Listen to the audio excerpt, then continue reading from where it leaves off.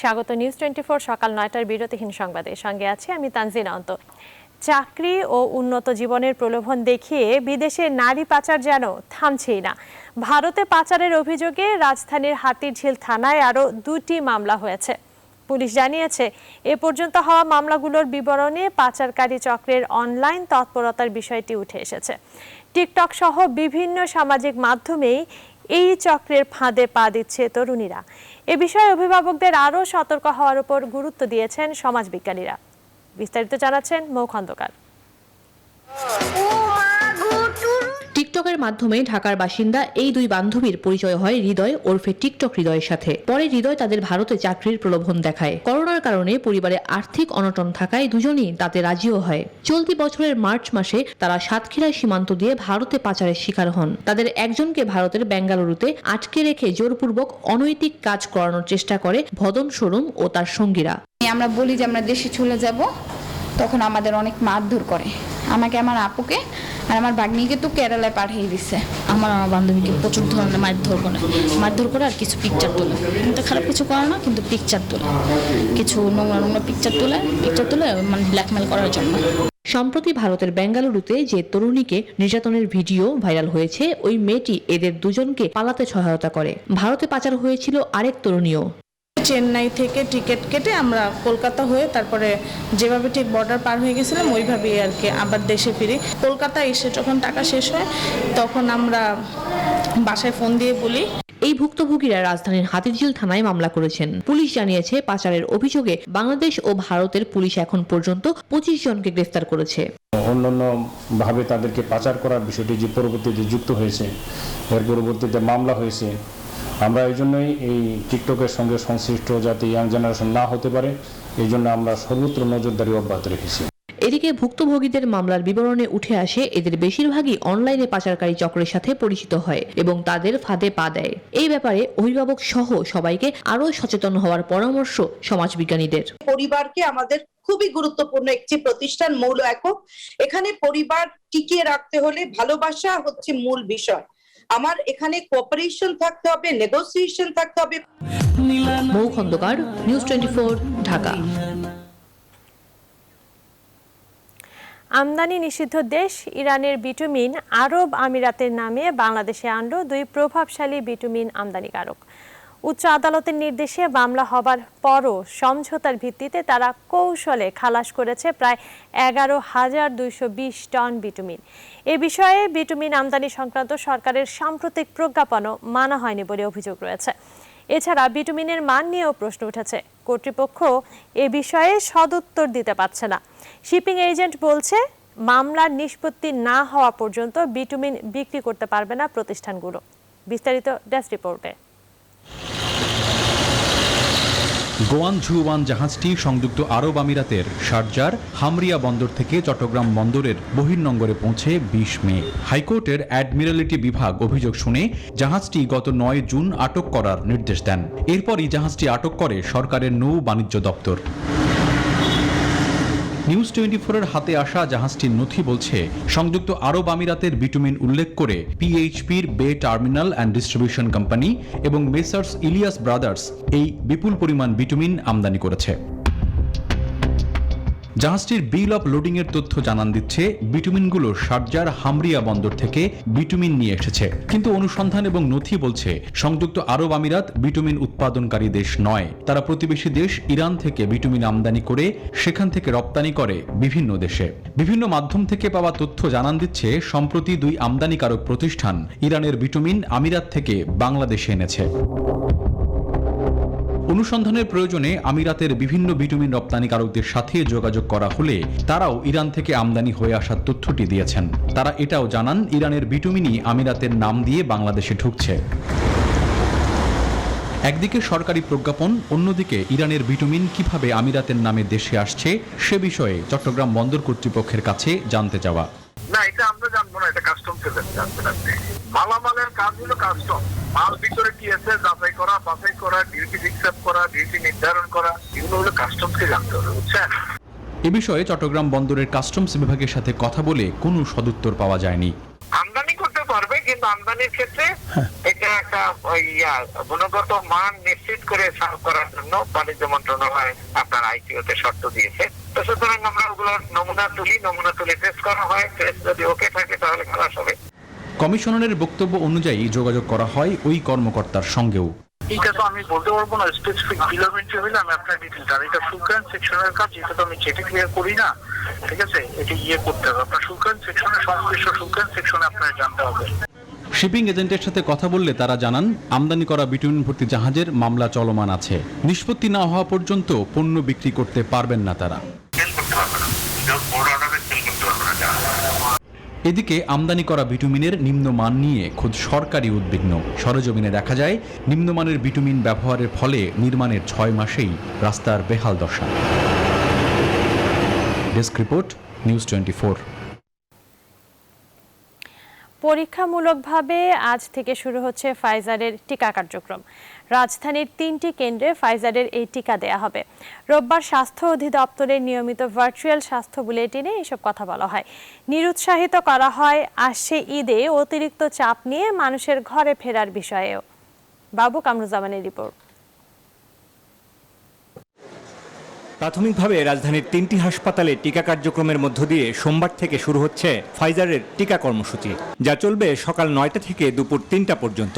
Bangabandhu Sheikh Mujib medical বিশ্ববিদ্যালয়, শেখ রাসেল জাতীয় gastroliver institute এবং কুর্মিটোলা জেনারেল হাসপাতালের প্রতিটি কেন্দ্রে গড়ে 120 জন মানুষকে দেয়া হবে এই ভ্যাকসিন। যারা আগে নিবন্ধন করেছেন তারাই আসতে পারবেন এই টিকা নিতে। আগামীকাল থেকে ঢাকা শহরের 3টি স্বাস্থ্য প্রতিষ্ঠানে বঙ্গবন্ধু শেখ মুজিব মেডিকেল বিশ্ববিদ্যালয়, শেখ রাসেল গ্যাস্ট্রোলিভার ইনস্টিটিউট হাসপাতাল এবং কুর্মিটোলা জেনারেল হাসপাতালে ট্রায়াল রান বা ফার্স্ট রান যাই বলি না কেন সেটি আগামীকাল হবে। স্বাস্থ্য অধিদপ্তরের নিয়মিত বুলেটিনে বলা হয় টিকা দেওয়ার পর 7 থেকে 10 দিন পর্যবেক্ষণে রাখা হবে। এরপর ফাইজারের টিকার নিয়মিত কর্মসূচি শুরু হতে পারে। বুলেটিনে করোনা মোকাবেলায় আসছে ঈদে বাড়ি ফেরায় নিরুৎসাহিত করে স্বাস্থ্য অধিদপ্তর। আমরা কিন্তু স্পষ্ট করেই প্রতিবার বলছি যে যার যার ঘরে থেকে নিজ নিজ বাসগৃহে থেকেই ঈদ উদযাপন করতে হবে এবং কোরবানির পশুর হাটের সংখ্যা কমিয়ে আনবার পরামর্শ, পশুর হাটে স্বাস্থ্যবিধি কিভাবে মেনে চলতে হবে সে বিষয়ে আমরা গত বছরও সুনির্দিষ্ট প্রস্তাবনা দিয়েছি, এই বছরও আমরা সেগুলো দিচ্ছি। ফাইজারের 1 লাখের কিছু বেশি টিকা বাংলাদেশ পেয়েছে টিকা সংগ্রহ ও বিতরণের বৈশ্বিক উদ্যোগ কোভ্যাক্স থেকে। চীনে পড়াশোনা করছেন এমন প্রায় 5000 শিক্ষার্থীও এই টিকা পাবার ক্ষেত্রে বিশেষ অগ্রাধিকার পাবে বলে জানানো হয় স্বাস্থ্য বুলেটিনে। বাবু কামরুজ্জামান, নিউজ 24, ঢাকা। দেশের উত্তর ও দক্ষিণ পশ্চিমাঞ্চলে লাগামহীন গতিতে বাড়ছে করোনা সংক্রমণ, সেই সাথে পাল্লা দিয়ে বাড়ছে মৃত্যু। গত 24 ঘন্টায় খুলনা বিভাগের রেকর্ড 32 জনের মৃত্যু হয়েছে। এছাড়া রাজশাহী মেডিকেলে মারা গেছে আরো 12 জন। ভাইরাসের বিস্তার রোধে সীমান্তবর্তী এই অঞ্চলের বিভিন্ন স্থানে লকডাউন কিংবা কঠোর বিধিনিষেধ জারি করা হলেও সেগুলো কাজে আসছে না। এদিকে আজ মধ্যরাতে কুষ্টিয়া জেলা 7 দিনের সর্বাত্মক লকডাউন ঘোষণা করেছে স্থানীয় প্রশাসন। আগামী 28 জুন পর্যন্ত বন্ধ থাকবে সব যানবাহন, শিল্প কারখানা ও ব্যবসা প্রতিষ্ঠান। অন্যদিকে আগামীকাল মঙ্গলবার থেকে 1 সপ্তাহের লকডাউনের সময় খুলনা জেলা ও মহানগরের মধ্যে বাইরের কোনো বাস ও ট্রেন ঢুকতে পারবে না এবং বেরো হতে পারবে না।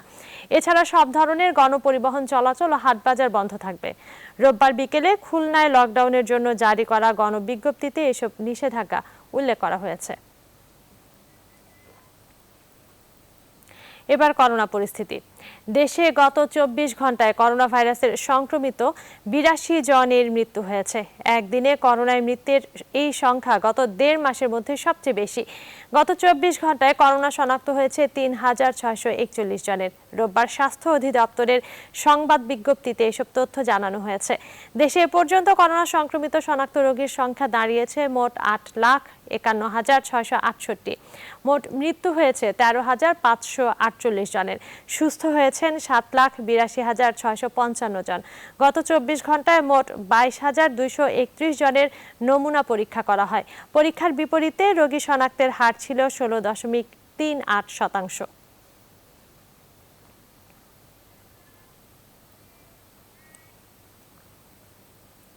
করোনা ভাইরাস সংক্রমণের দ্বিতীয় ঢেউয়ের মধ্যে স্থানীয় সরকার পর্যায়ের জনপ্রতিনিধি নির্বাচন শুরু হয়েছে। একই সঙ্গে অনুষ্ঠিত হচ্ছে লক্ষ্মীপুর 2 আসনের উপনির্বাচনও। আজ প্রথম ধাপে 204 ইউনিয়ন পরিষদের পাশাপাশি 2 পৌরসভার ভোটও অনুষ্ঠিত হচ্ছে।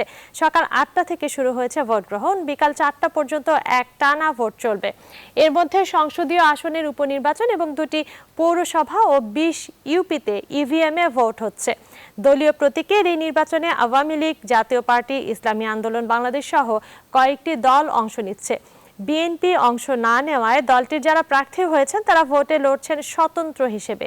অন্যদিকে কুয়েতে কারাদণ্ড পাওয়া কাজী শহীদ ইসলাম পাপুলের সংসদ সদস্য পদ শূন্য ঘোষণা করা হলে লক্ষ্মীপুর 2 আসনে উপনির্বাচন অনুষ্ঠিত হচ্ছে।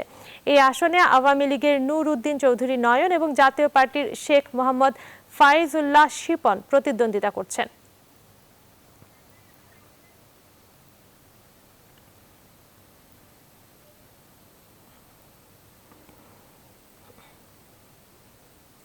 দর্শক, এই বিষয়ে বিস্তারিত জানাতে পিরোজপুর থেকে যুক্ত হচ্ছেন সহকর্মী ইমন চৌধুরী। ইমন, পিরোজপুরে ইউপি নির্বাচনের ভোট গ্রহণ কয়টায় শুরু হয়েছে, আর ভোটার উপস্থিতি আর নির্বাচনের সার্বিক পরিস্থিতি আমাদের জানাবেন। আসলে পিরোজপুর জেলার 7টি উপজেলার 32টি ইউনিয়ন পরিষদে প্রথম ধাপের যে নির্বাচন সেই নির্বাচন অনুষ্ঠিত হয়েছে। তবে আমরা একটি বিষয় দেখলাম যে বেশ কিছু কেন্দ্র ঘুরে আমরা যেটি দেখলাম যে টানা উত্তেজনার মধ্য দিয়ে ইউনিয়ন পরিষদ নির্বাচন চলছে। আর আজ সকাল 8টা থেকে এই ভোট গ্রহণ শুরু হয়েছে। পিরোজপুর জেলার 7টি উপজেলার প্রায় 288টি ভোট কেন্দ্রে এই ভোট কেন্দ্র ভোট গ্রহণ শুরু হয়েছে। আমরা দেখতে পাচ্ছি যে উৎসবমুখর পরিবেশে ভোটাররা ভোট দিচ্ছেন। আমরা একজন নতুন ভোটারের সাথে কথা বলবো। আসলে আপনার কাছে একটু জানতে চাই, আপনি তো প্রথমবারের মতো ভোট দিয়েছেন, তো আপনার অনুভূতি কি এবং কোনো সমস্যা হয়েছে কিনা? না, কোনো সমস্যা হয়নি। ঠিক আমার প্রথম নার্ভাস লাগছিল, এখন ভালো লাগতেছে। আর নতুন ভোটার তো দেখে পরিবেশটা অনেক সুন্দর লাগছে, যে কোনো জ্ঞান জান না কিছু হয়নি। আচ্ছা, নতুন প্রার্থীর কাছে আপনার কি প্রত্যাশা থাকবে? খুব ভালো প্রত্যাশাই থাকবে, কারণ দেখাই যাচ্ছে খুব ভালোই হবে আশা করি। আচ্ছা, আমরা একজন বয়স্ক ভোটারের সাথে কথা বলবো। আসলে ভোটের পরিস্থিতি কি দেখছেন এবং কেমন প্রার্থী চান? ভালো প্রার্থী চাই, আমরা ভালো। ধন্যবাদ আপনাকে। আমরা একটু আপনার সাথে কথা বলতে চাই। আসলে কিছুক্ষণ আগে আমরা দেখলাম যে এখানে চেয়ারম্যান প্রার্থীদের মধ্যে একটি বাকবিতণ্ড চলছিল। আসলে মূল ঘটনা কি হয়েছিল একটু বলবেন? আমি চঞ্চলকান্তি বিশ্বাস, এই সদর ইউনিয়ন পরিষদ নাজিরপুর ইউনিয়নের চেয়ারম্যান পদপ্রার্থী, আনারস প্রতীকে স্বতন্ত্র প্রার্থী। এখানে জনগণ, এই ইউনিয়নের জনগণ চাচ্ছে একটি শান্তিপূর্ণ নির্বাচন।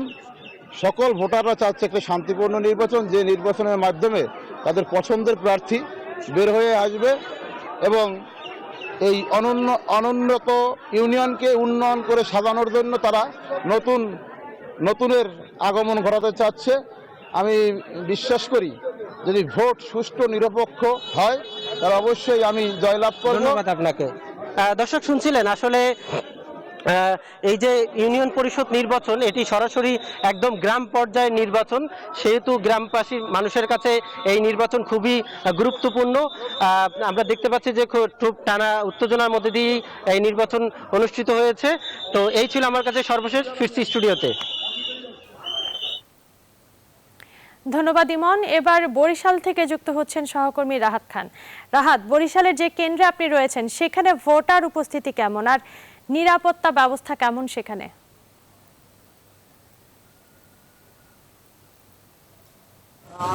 ধন্যবাদ আপনাকে। আপনি যেমনটি বলছেন, আমি এখন রয়েছি বরিশাল জেলার মুলাদি উপজেলার 88 নং হোসনাবাদ গলইভাঙ্গা সরকারি প্রাথমিক বিদ্যালয়।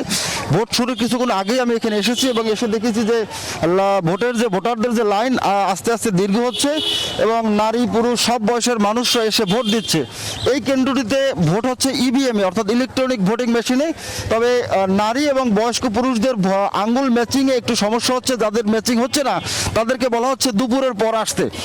এছাড়া যেহেতু ইভিএমে ভোট হচ্ছে এবং গ্রামাঞ্চলের মানুষ তারা এই সম্পর্কে বোঝেন কম, সে কারণে একটু ভোট প্রদানের গতিটা একটু স্লো, ধীর গতিতে ভোট প্রদান হচ্ছে।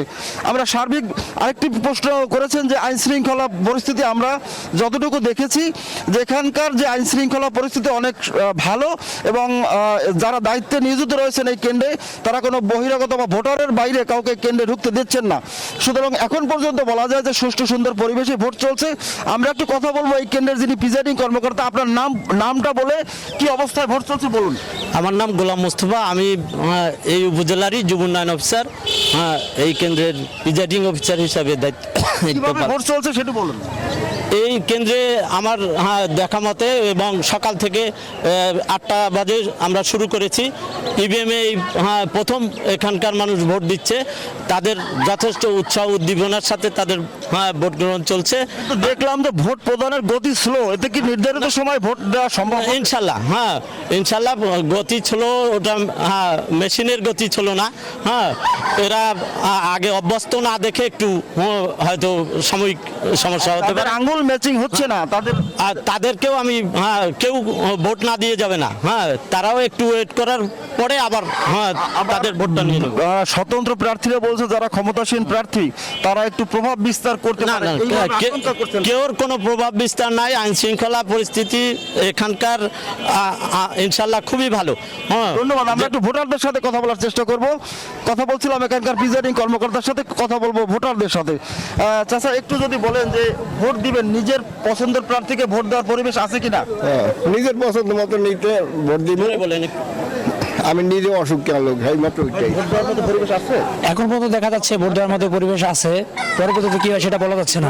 ধন্যবাদ। এই ছিল বরিশালের ইউপি নির্বাচনের সবশেষ তথ্য। একটি তথ্য জানিয়ে রাখি, বরিশালে মোট 50টি ইউনিয়নে ভোট হচ্ছে, এর মধ্যে 14টি ইউনিয়নে চেয়ারম্যান প্রার্থীরা, বিশেষ করে আওয়ামী লীগের চেয়ারম্যান প্রার্থীরা বিনা প্রতিদ্বন্দ্বিতা নির্বাচিত হয়েছেন। অন্যান্য যে 36টি ইউনিয়নে ভোট চেয়ারম্যান এবং সদস্য পদে ভোট হচ্ছে, 14টি ইউনিয়নে ভোট হচ্ছে শুধুমাত্র সদস্য পদে। এই ছিল বরিশাল থেকে, ফিরছি আপনার কাছে। ধন্যবাদ রাহাত। দর্শক, ইউপি নির্বাচনের খবর জানাচ্ছিলেন সহকর্মীরা। করোনা মহামারীর প্রভাবে কিছুটা কমেছে অর্থ পাচারের প্রবণতা। সুইস ব্যাংকগুলোতে বাংলাদেশের গচ্ছিত টাকাও বছরের ব্যবধানে কমেছে 6.6%। তবে অর্থনীতি বিশ্লেষকরা বলছেন পাচারের পরিমাণ কমেনি, বদলেছে ধরন আর গন্তব্য। অর্থনীতি বাঁচাতে পাচার বন্ধে আইনের কঠোর প্রয়োগের পাশাপাশি দেশে বিনিয়োগের ক্ষেত্র বাড়ানোর কথা বলছেন তারা। সুলতান আহমেদের রিপোর্ট। বাংলাদেশ থেকে বছরে কত টাকা পাচার হয় তার সঠিক হিসেব নেই কারো কাছেই। তবে যুক্তরাষ্ট্র ভিত্তিক গবেষণা প্রতিষ্ঠান গ্লোবাল ফিনান্সিয়াল ইন্টিগ্রিটি জিএফআই প্রতি বছর হিসেব তুলে ধরে। তাদের দেয়া পুরনো প্রতিবেদন বলছে বছরে গড়ে 65,000 কোটি টাকা পাচার হয় বাংলাদেশ থেকে, আর যার বেশিরভাগ হয় আমদানি রপ্তানিতে ভুয়া ঘোষণা দেখিয়ে। করোনা মহামারীতে গেল 2 বছর জিএফআই কোনো প্রতিবেদন না দিলেও সুইজারল্যান্ডের কেন্দ্রীয় ব্যাংক সম্প্রতি হিসেব তুলে ধরেছে ওই দেশে বাংলাদেশিদের গচ্ছিত অর্থ নিয়ে। তাতে দেখা যায় 2020 সাল শেষে সুইস ব্যাংকগুলোতে বাংলাদেশিদের টাকা রয়েছে 5,203 কোটি টাকা, যা তার আগের বছরের চেয়ে 6.6% কম। যদিও বিশ্লেষকরা বলছেন এই হিসেব দেখেই বোঝার উপায় নেই পাচার কমেছে। এখন তারা আইন করেছে, যদি কোনো সরকার চায় তাহলে কিন্তু তারা সুইস ব্যাংকের তথ্য পেতে পারে। ভারত রেগুলারলি তাদের কাছ থেকে ভারতীয় নাগরিকদের সম্পর্কে তথ্য নিচ্ছে, আমরা নিচ্ছি না, সেটা অন্য কথা। সেটা আমরা নিতে চাই না, সেজন্য হয়তো আমরা চাপ সৃষ্টি করছি না। তবে এসব অর্থ কাদের সেই সব কোনো তথ্য দেয়া হয় না সুইস ব্যাংকগুলো থেকে। এজন্য 2 দেশের মধ্যে কার্যকরী চুক্তির প্রয়োজন বলছেন আইনজীবীরা। এছাড়া পাচার বন্ধে যে আইন রয়েছে তার প্রয়োগে জোর দিচ্ছেন তারা। 2014 Bangladesh financial intelligence unit Switzerland financial intelligence ইউনিটকে সমঝোতা চুক্তি করার জন্য চিঠি লেখে, এবং সেটা কিন্তু এখন পর্যন্ত সে প্রোগ্রেস আমরা দেখছি না। এখন যে সুইজারল্যান্ডের এই টাকার বাইরেও যে পাচার হচ্ছে সেটাও কিন্তু আমাদের দেখতে হবে। জাতীয় রাজস্ব বোর্ডের সাবেক চেয়ারম্যান ডক্টর আব্দুল মজিদ মনে করেন পাচারের গোড়ায় হাত দিতে হবে।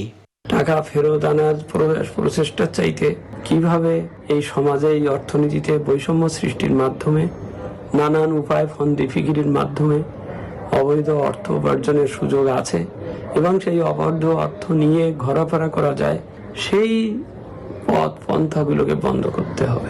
পাচার রোধে কেন্দ্রীয় ব্যাংক, জাতীয় রাজস্ব বোর্ড ও গোয়েন্দা সংস্থাগুলোকে তৎপরতা বাড়ানোর পরামর্শ দিচ্ছেন বিশেষজ্ঞরা। সুলতান আহমেদ, নিউজ 24, ঢাকা।